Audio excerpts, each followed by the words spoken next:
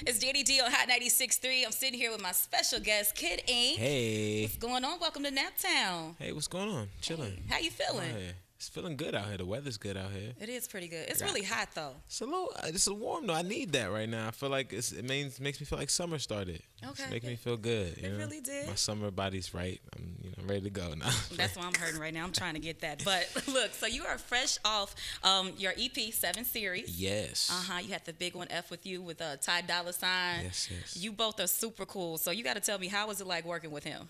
Oh man, working with Ty is like working with one of the homies. It's like nothing too serious. We're not in the studio like taking everything too serious. It's no Hollywoodness. Like I've known Ty since my day one, and we worked on one of my first I think mixtapes together, and ever since then the fans have always seen that and asked us to keep going and do some more records together. And I felt like we always did a lot of mixtape stuff, but we never really had anything solidified on a project, the album with the Right. label deal, all that good stuff. Even especially since we all been popping and doing so much, different things, and we tried, as much as possible to get into the studio as we could before I left and went on tour. And we had a handful of different records, and this one just I think stuck out the most. And finished it while I was on tour, and as soon as we came back, shot the video, and I think it was just that energy. Everything has just been going, the momentum for it. We just really believed in it. We've been attacking with it a little bit. But I think it's still just a warm-up for everything I'm trying to do and get done this year. Okay, so speaking of that, you've worked with Ty Dolla Sign, you've worked with many other artists, Chris Brown, Dej Loaf, Usher. Is there anybody else on the list that you would want to work with? I got a nice, huge feature list. I feel like I want to work with a lot of people.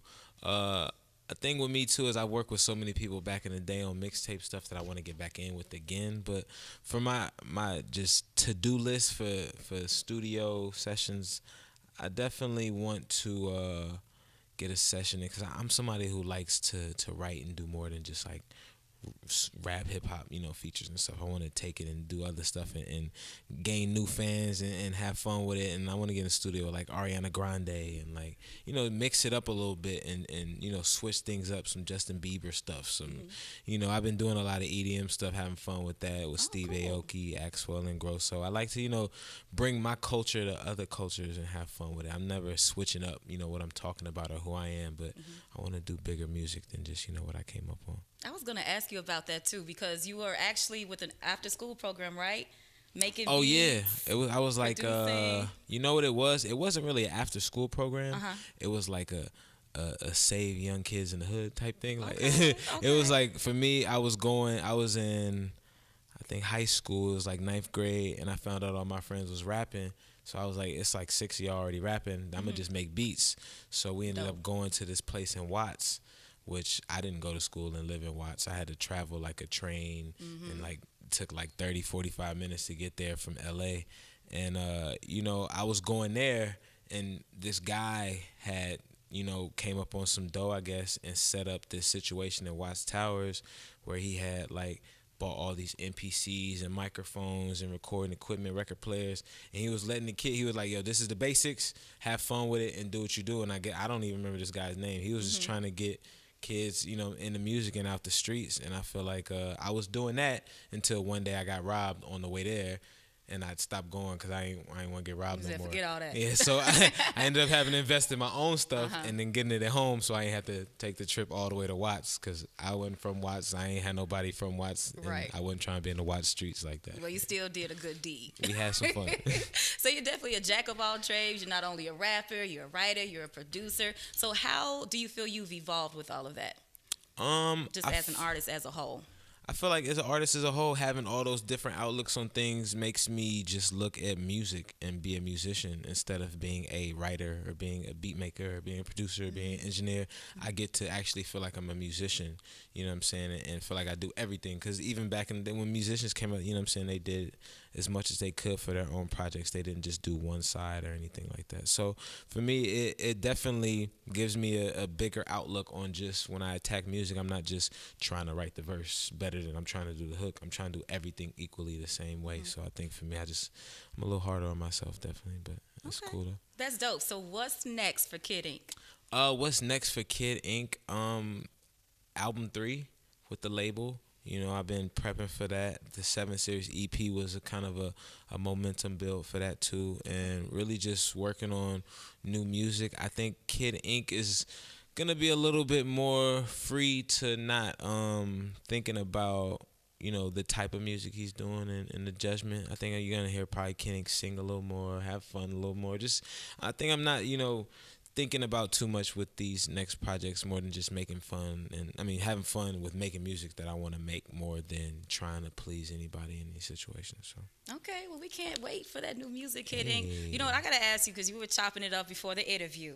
And I asked you, did you watch the game last night? yes. So who are you going for? Obviously, I know because you look sad right now. Well, for me, shout out my grandfather and my entire like mother side of the family who's from Cleveland. I used to be in Cleveland every winter to experience, like, they used to send me out there to experience the real winter and the snow and all that. So I used to live in LA and then have to travel to Cleveland every winter for like 3 months and really be out there. So, you know, that's where I got my first Bone Thugs and Harmony cassette tape. You know what I'm saying? So I've been in the Cleveland streets and early, you know, had my jerseys and stuff, but not, you know what I'm saying, to put anything. I'm a big LeBron fan, so besides, you know what I'm saying, all of the other stuff, I wanted to see LeBron get another ring. I've been rooting for him for a minute, and I feel like, you know, I was a little heartbroken last night. But, you know, it's a lot of people. I seen a lot of people become LeBron fans last night because they didn't really agree with the Warriors situation. So that's a cool thing, too. I see everybody understanding and respecting a little bit more for what my man's been doing to the game. So How you feel about the Warriors situation with KD switching teams? man, it was a good play. Good job. You did what you needed. Yeah, stuff. good job, man. I can't never knock somebody for getting it done. But you know, at the end of the day, you know, we see what it is. I went through a battle on my Instagram because I put up it was a picture somebody put up with all, like, what if everyone did this, and it had all the players and they like rivals jerseys. And it's not really about switching teams because everybody be on LeBron for doing that. It's about it was the you just lost to the team thing. It wasn't you switch teams. It was like, I don't think I could go to another team I just lost to and play y'all without feeling salty about y'all, because y'all just beat me. So it was like, for me, I didn't understand, not the switching teams. It was just like, he was cool with it. So it is what it is. You know? He got that ring, though. Got that ring, though. Get your job done, boy. Can't hate on that. So speaking of your family, you talk about being in Cleveland and everything. I couldn't help but notice your adorable daughter on Instagram. Oh, my goodness. Oh, my goodness. Father's Day is coming up. How does it feel to be a dad? How was that experience? It feels good. This is going to be, I think, the first Father's Day that she understands, because, you know what I'm saying, she's growing fast, but of course, the last Father's Day wasn't really, she was so small. How old is she? She's just turned 1 in February, so this is her official Father's Day. So it'll be fun to have some fun with that. And I just saw a post on Instagram too. Speaking of, they was like, "Yo, Mother's Day, all the restaurants be booked, but on Father's Day, you got a barbecue." Hopefully, that's not where I'm at. That's true. I'm not cooking, okay? Nah, but it should be fun. She growing fast, and it's interesting. Okay. It's definitely an experience. Okay, one more thing. Do you have any advice for young dads, new dads out there? For young dads and new dads out there, if you have a daughter, man, treat her like she is the queen of the world and give her everything, and make sure you set the standard so that you don't got to worry about the dude she with, because then she got to compare him to you. That's how I think about it. And then if you got a son, you know what I'm saying, I don't know. I feel like if I have a son, I'm going to be hard on my son, so I don't even got no advice. I don't have a son. He going to be a little monster. But, yeah, it is what it is. All right.